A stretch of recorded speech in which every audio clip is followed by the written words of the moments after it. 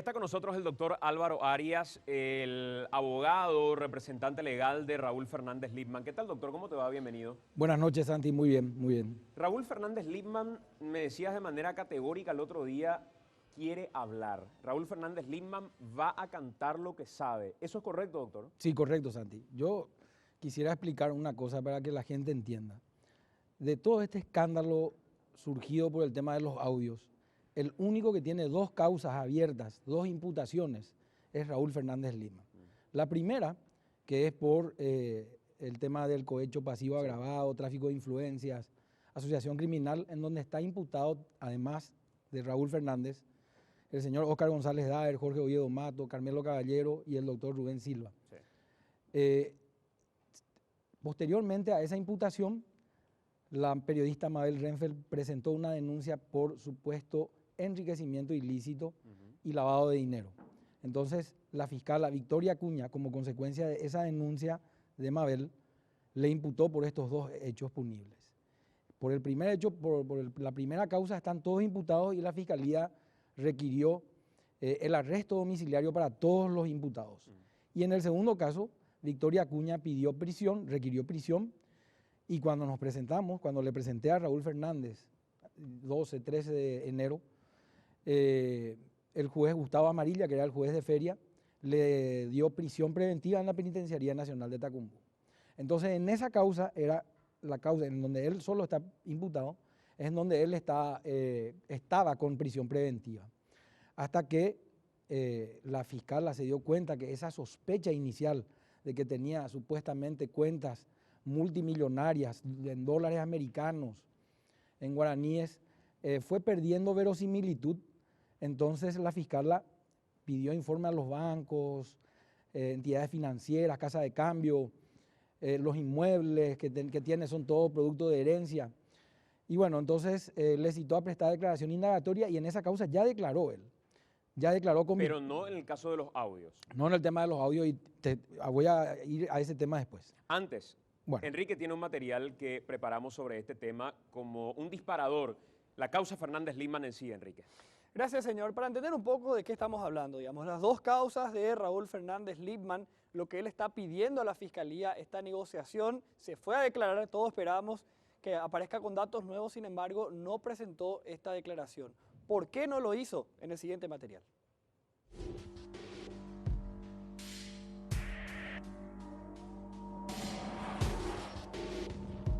El escándalo de los audios revelados el año pasado que sacudieron a la justicia paraguaya está lejos de acabarse. Raúl Fernández Lipman, uno de los principales involucrados en la trama, no se presentó a declarar el viernes. Los representantes del exsecretario del Jurado de Enjuiciamiento de Magistrados aseguran que muchos nombres aún no fueron divulgados. ¿Qué fue lo que motivó a que Fernández Lipman decidiera abstenerse a último momento? Si bien es cierto que desde el inicio del proceso el silencio fue una constante, silencio que de acuerdo con sus defensores obedece a una estrategia jurídica, la expectativa que se centró en torno a una declaración que nunca se produjo fue en aumento. En anteriores casos, ya se ha visto que la filtración no respeta colores ni ideologías políticas. Desde los contactos del senador Adolfo Ferreiro hasta los exlegisladores Óscar González Daer y Jorge Oviedo Mato. Hablar con Fernández Lipman era visto como algo común y corriente. En un país donde las instituciones ligadas a la justicia se encuentran en el ojo de la tormenta por la falta de independencia, estos sucesos instalan los cuestionamientos y las polémicas a la hora de aguardar un fallo. Cerca de 9 casos estarían manipulados y otros tantos deben verificarse. Según auditorías de la gestión de la Corte, varios empresarios y políticos están involucrados. Entre ellos, los casos de intendentes y exintendentes, como Albino Ferrer y Roberto Cárdenas. Fernández Lidman se encuentra procesado no solo por tráfico de influencias, cohecho pasivo y asociación criminal, sino también por enriquecimiento ilícito, proceso en el que también se encuentra involucrado Cristian León, que supuestamente actúa como testaferro de Fernández Lidman. Y aquí surgen numerosas interrogantes. Fernández Lidman ingresó en el 2009 al jurado de enjuiciamiento de magistrados con un salario de un poco más de 21 millones de guaraníes, que el año pasado alcanzó 27 millones. Sus representantes legales afirman que sus bienes provienen de varias herencias y también gracias a la venta de libros. Desde el primer momento en que la Fiscalía le imputó a Raúl Fernández Lidman por enriquecimiento ilícito, sostenía la Fiscalía de que sospechaba de este tipo penal porque 80 millones de guaraníes en un año depositadas en el Banco Familiar. Y hay que decir de que con los beneficios, con las gratificaciones, un secretario del jurado de enjuiciamiento de magistrados, alrededor de 320 millones de guaraníes cobra en el año. Fernández Lidman, además, tiene cuentas bancarias tanto en dólares como en guaraníes, que superan ampliamente sus ingresos. Y es aquí donde aparece el nombre Cristian León, ya que era el titular de cajas de ahorro en bancos de plaza que presumiblemente son manejadas por Fernández Lidman. Todas estas informaciones son elementos sostenidos por el propio Ministerio Público. Ya pasaron casi 4 meses desde que se destapó la olla de corrupción que envuelve a la justicia. ¿Quiénes más están involucrados? Por ahora, la declaración más buscada de todas seguirá esperando.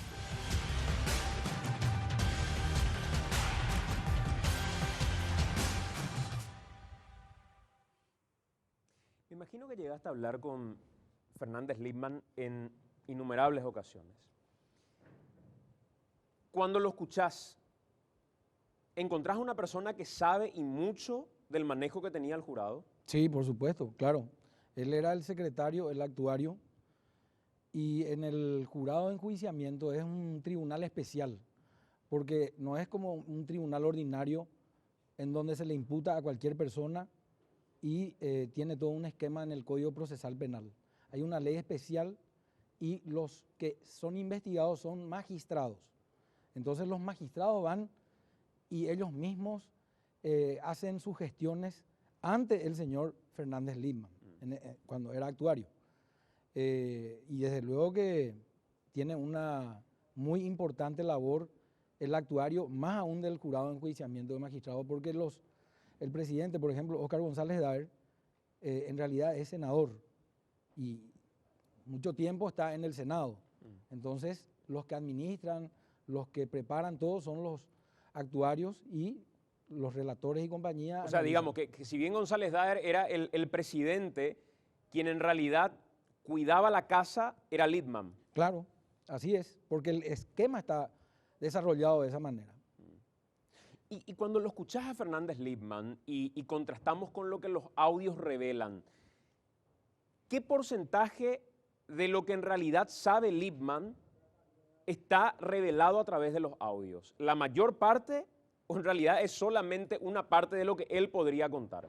No, una parte es lo que se reveló a través de la difusión de los audios, pero una parte muy importante también él tiene que decir.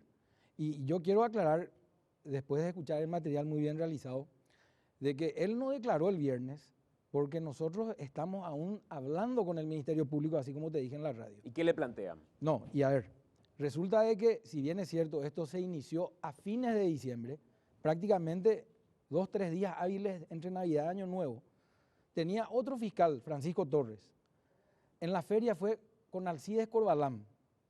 Y estas fiscalas, Claudia Moris y Josefina Guemo, tienen desde el 1 de febrero, es decir, hace un mes. No son 4 meses, como decía el material. Con estas fiscalas, ellas están realizando una investigación, fueron a declarar varios testigos, asistentes, fiscales, etcétera. Están recabando información enviaron una importante cantidad de oficios a ABC porque el pedido de la defensa también es que envíen los audios en bruto, no editados como se conocieron. Y bueno, entonces nosotros estamos conversando recién con la Fiscalía para que la declaración de Fernández Lipman reditúe un beneficio para él mismo, como decías al inicio del programa. O sea, ¿ustedes hoy consideran que Fernández Lipman no debería ser el único protagonista sobre quien se pongan los ojos en esta historia? Que Fernández Lipman maneja otra gente y maneja otros nombres, ¿y qué es lo que esperan de la Fiscalía para que él cante todo como se dice? Y una salida alternativa, lo que decía al inicio Enrique, decía el tema de la FIFA Gate como ejemplo, que es la delación premiada, que en nuestro país, si bien es cierto no está legislado como tal, pero sí tenemos varios institutos como la suspensión condicional del procedimiento, el procedimiento abreviado, etcétera, alternativas que uno puede definitivamente salir de la causa y se convierte en testigo a partir de ese momento. Ya sucedieron en otros casos, no tuvieron tanta prensa nada más.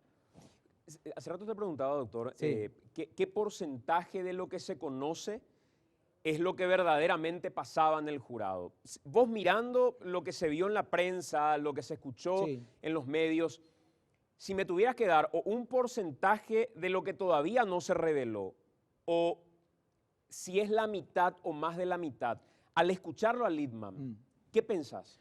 Pienso que el 60% es lo que se conoce y un 40% bastante productivo en información es lo que no se conoce. Que Lipman lo sabe Sí, y que está dispuesto a contarlo. correcto, pero como contrapartida una salida, no es ir a declarar nada más y nosotros nos quedamos, luego tenemos que tener ese compromiso con el Ministerio Público. También quiero aclarar que las fiscales en ningún momento pusieron algún tipo de obstáculo o no le quieren llamar como surgió durante la semana, no le quieren llamar.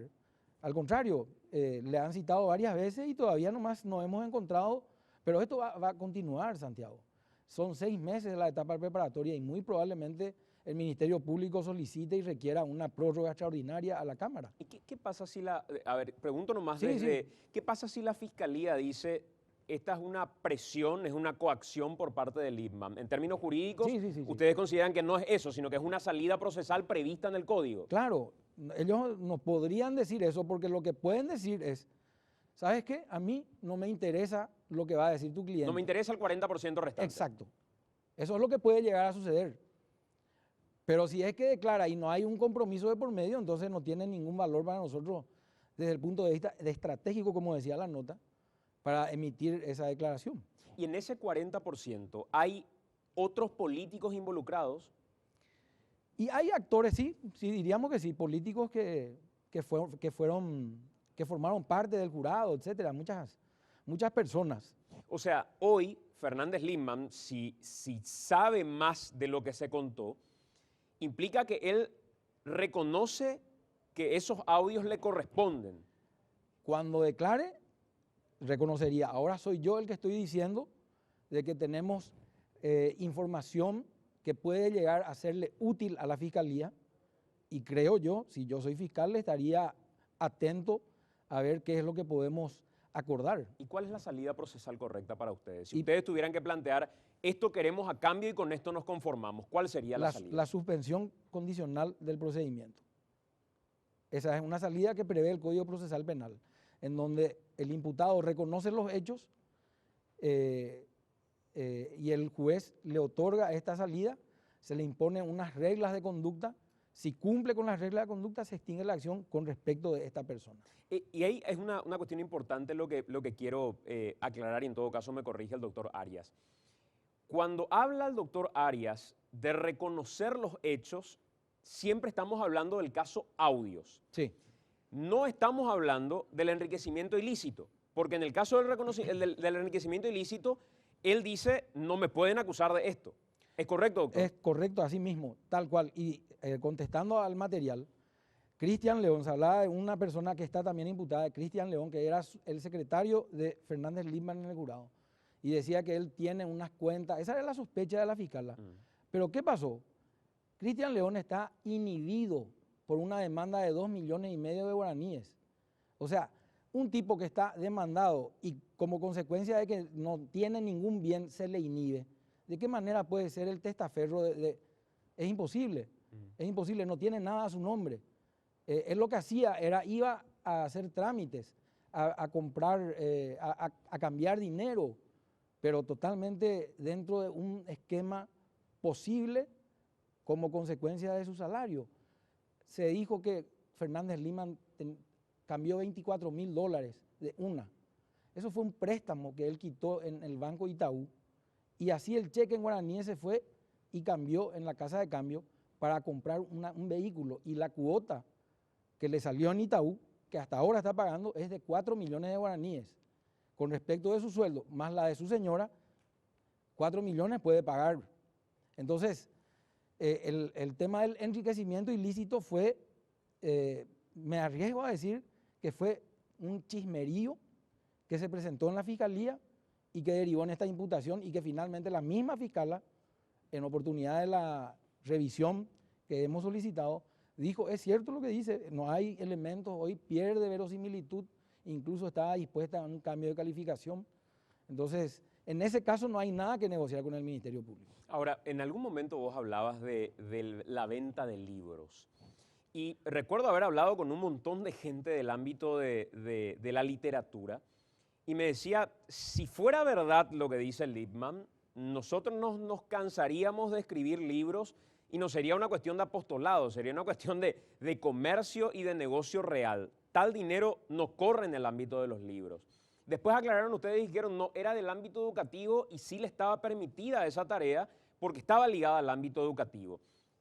¿Cómo hizo dinero vendiendo libros? Su tía, la hermana de su padre, Maxdonia Fernández, es una docente que hoy día está retirada, jubilada. Es una excelente profesional reconocida en ese ámbito.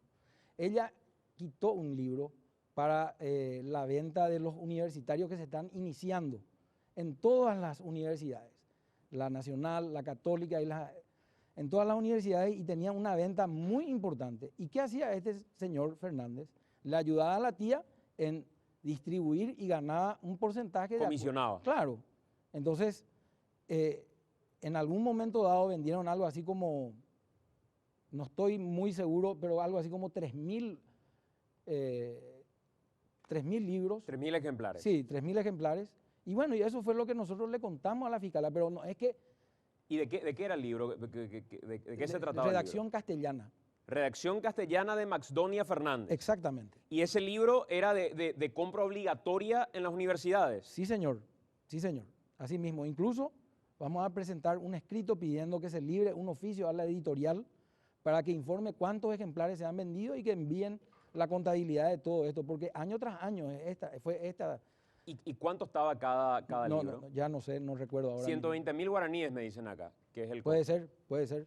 Y es de uso obligatorio, me dice la producción. Ahora, lo que pregunto es, yo soy malísimo en matemáticas, 120.000 guaraníes en razón de 3,000 ejemplares, que era lo que se vendieron, en todos esos 3,000, ¿comisionó Lipman? ¿Él vendió todos esos libros o solo vendió una parte de los libros? No, él distribuyó no todos, pero importante cantidad sí.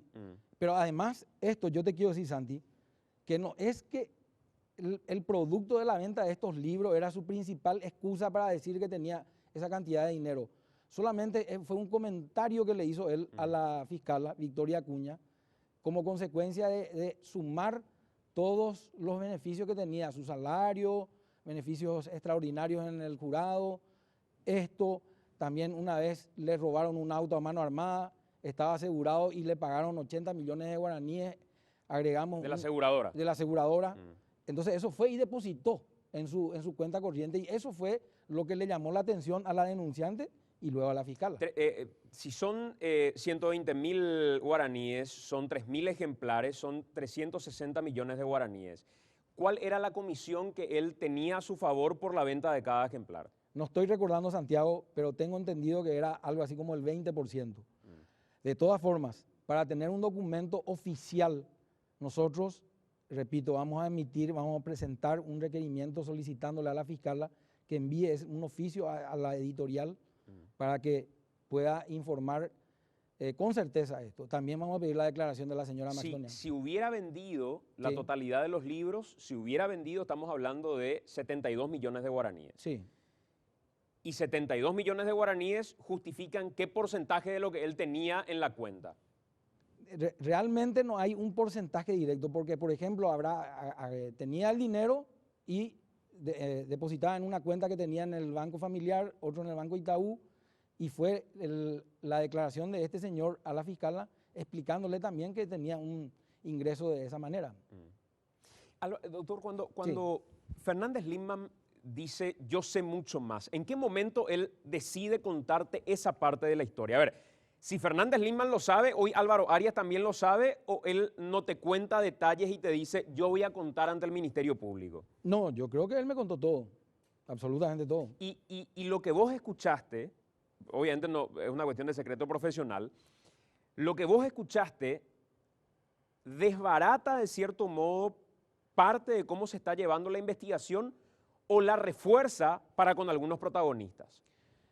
No, no desbarata, enriquece la investigación y aporta información privilegiada que puede llegar a serle útil al Ministerio Público. Incorpora nueva gente y etcétera. Entonces, yo creo que la Fiscalía debería al menos ver si le encuentra utilidad a esta situación. ¿Por qué pidieron ustedes que lo saquen de la penitenciaría Lindman? Primero porque en el caso del enriquecimiento ilícito se está perdiendo consistencia, verosimilitud, como decíamos. En segundo lugar, no hay peligro de fuga. En tercer lugar, no hay obstrucción a la investigación, al contrario, es el único que siempre se presentó, es el único que voluntariamente se ha presentado desde inicio. Entonces, cierto, hay una ley que dice que los crímenes, los que están imputados por crímenes, no pueden ser beneficiados con medidas sustitutivas, como el caso de Burgos, que creo van a hablar luego, Sí. porque ese es un hecho punible que es un crimen. Sin embargo, el artículo 19 de la Constitución Nacional señala claramente que la prisión preventiva se otorgará cuando fuese indispensable para la investigación. Y en el caso de Fernández Lindman perdió esa importancia. Y además esa ley es inconstitucional. Entonces, además de todo esto, él estaba en la Penitenciaría Nacional de Tacumbú y sabemos que es totalmente vulnerable ese lugar, ese sitio, a pesar de los esfuerzos del director de la penitenciaría, del jefe de seguridad y de todos los que están ahí. No es menos cierto que 5 a 6 internos diariamente pedían hablar, porque él estaba en un esquema de seguridad por los mismos guardias ordenado por el juez Amarilla. Entonces le decían a él que quieren hablar narcotraficantes, robacoches, ladrones, etcétera, asaltantes, porque querían que analice su caso y que vea la manera de ayudarle. Entonces, la situación no era favorable para él en cuanto a su seguridad, y ese fue uno de los motivos también que nosotros argumentamos dentro de la audiencia de revisión de medidas. ¿Ustedes en algún momento dijeron que sabían con certeza que tenían nombre y apellido de la persona que estuvo detrás del tema de los audios? ¿Te ratificas en eso, doctor? Sí, Santi. Sabemos con certeza y con documentos quiénes fueron los responsables de la introducción de un micrófono en el teléfono y la aplicación que de manera tal bajaba la conversación, subía a una nube y iba a una PC en donde el hacker estaba, y además no hacía falta que utilice el teléfono para grabar conversaciones así como yo estoy hablando contigo. Esto mismo se grababa al teléfono. Sin que exista una conversación telefónica, sin que exista una llamada. Exactamente. ¿Y cuándo le instalan este software a Lindman? Y allá por junio del 2017. ¿Y sabes por qué le instalan esto? Sí, ¿Qué buscaban? Sí. Y eso forma parte de lo que él va a decir a la fiscalía. Pero ¿era a Lindman a quien querían de alguna manera indagar o era a otra persona y de rebote lo tienen a Lindman? Yo tengo entendido que era a través del Lindman a grabarle a otras personas. A González Daer. Por ejemplo. Y esta operación, digamos, Sí. ¿es una operación política cómo inicia o era una operación que venía por otro lado, porque en algún momento incluso se había hablado de alguien que quería pasarle factura por otra cuestión, y no quiero entrar en detalles, a González Daer en particular, y que nada tenía que ver inicialmente con una operación política. Sí, se dijo incluso que Enrique Baqueta y Calega Laverna fueron los que le grabaron. Eso se dijo a full en la prensa y no es así. Desmiento totalmente que hayan sido estas dos personas los responsables de esta grabación. Fue extrapolítico ese tema. O sea, el origen de la grabación no tuvo un fin político. No tuvo un fin político. Lo que se buscaba era vengar otra situación que estaba detrás. Lo que se buscaba era acceder a todos estos audios, a estas conversaciones, para luego ver qué podían hacer los responsables de estas grabaciones para afectarle al mismo Fernández Lima y a las personas que hablaban con él, ¿verdad? ¿Cuándo se enteró Fernández Lima que lo estaban grabando? Se enteró a fines de octubre, principio de noviembre. Y es cierto que desde ese momento hubo una persona que chantajeaba a Fernández Lima con la publicación de esto y le decía, o me das dinero o yo publico. Él pagaba porque esto no se publique. Sí, hubieron personas que se pusieron en contacto con él y le exigían esto, sí, así mismo. O sea, desde octubre ya Fernández Lima... Noviembre. Sí. Desde noviembre ya Fernández Lima pagaba para que no se publique, no llegó a acceder. No llegó a pagar. Eran personas que le decían, mira, yo tengo esto, te puede llegar a interesar, ¿qué te parece si podemos llegar a un acuerdo? Y él descartaba totalmente, ¿verdad? Creo que me contaron la historia correcta por lo que estoy... Creo que me contaron la historia correcta. Porque dieron varias versiones en realidad. Sí. Dijeron Muchas, de todo en de medio todo. de esta historia. Y una de esas versiones precisamente es que Lippmann no se entera de esta historia cuando se revelan los audios.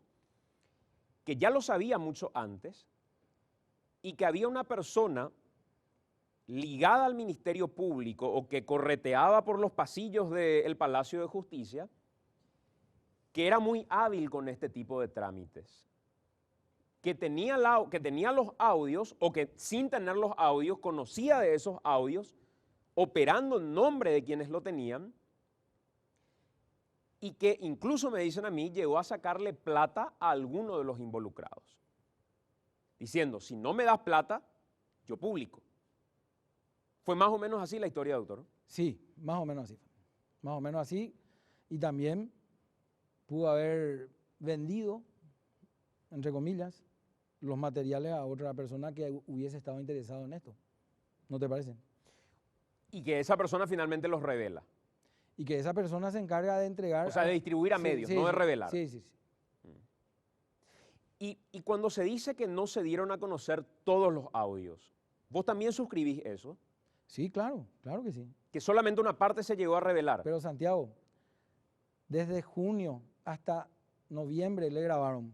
¿Cuántas veces habló? ¿Solamente lo que se escuchó? No, mucho más. Entonces, él está confiado en que hay muchos otros audios que no fueron revelados. Esto que se reveló de Guillermo Duarte, ¿qué lectura tenés de esto? Porque yo no escuché el audio en sí de Duarte, lo que sí él cuenta es que sí se comunicaba con Lippmann porque era el contacto dentro del jurado, que cualquier abogado lo hacía. Vos también sos abogado, no sé si te comunicabas con Lippmann cuando ibas a enjuiciar a algún magistrado en particular. O defender. Bueno, yo lo de Guillermo no es que creo, estoy seguro que no hay ningún audio de él que se haya escuchado. Sí surgió una información que se difundió en última hora, en donde afirmaba que el abogado Guillermo Duarte se puso en contacto unas X cantidad de veces con Raúl Fernández Lippmann. A su turno, el señor Guillermo Duarte aclaró eso en los medios y sobre ese tema yo no voy a hablar porque no soy quien. El que tiene que declarar es Raúl Fernández, no yo, ¿verdad? Y además lo que Raúl Fernández me cuenta a mí está dentro del secreto profesional. Lo que sí te puedo decir es que sé que Guillermo Duarte tiene algunos expedientes dentro del jurado y es normal que un abogado se ponga en contacto para poder realizar la gestión de revisar, etcétera. Para mí no es nada grave eso. A ver, para cerrar nomás, doctor, porque tengo que Sí. ir a la pausa. Sí, En concreto, entonces, no fue un fin político el que dio origen a las grabaciones. correcto. Consulta, no afirmación. Sí, Fue en realidad originalmente una vendetta por una cuestión amorosa, donde no tenía ninguna vela en el entierro Fernández Lindman, pero termina siendo un medio para llegar a esa cuestión. escuché esa versión y descarto totalmente. Tampoco fue una cuestión amorosa. No fue una ¿Y cuestión. cuál fue la finalidad? Y lo que vos dijiste, que cuando yo te comenté de que esta persona se puso en contacto con él para poder llegar a un acuerdo, o sea, un fin económico. Extorsivo. Extorsivo, económico, sí. Te grabamos, sabemos lo que estás manejando. Tengo esto, si no me das esto, yo voy a tener que entregar a otra persona. Y González Daer sí pagó para que no se publique. Yo nunca hablé con el señor González Daer después de todo esto. Creo que no, porque no me contó esto Raúl. ¿Vos podés afirmar que Lindman va a contar todo lo que sabe si la fiscalía se lo permite? Claro, lo que pasa es que ahí hay un juego de palabras. No es que si la fiscalía lo permite, si es que la fiscalía entiende necesario la posibilidad de que este señor tenga una salida alternativa a través de esta suspensión condicional del procedimiento. Entonces allí sí se le da la declaración y la fiscalía le da la suspensión. Gracias, doctor, por acompañarnos. Por favor, cuando gustes.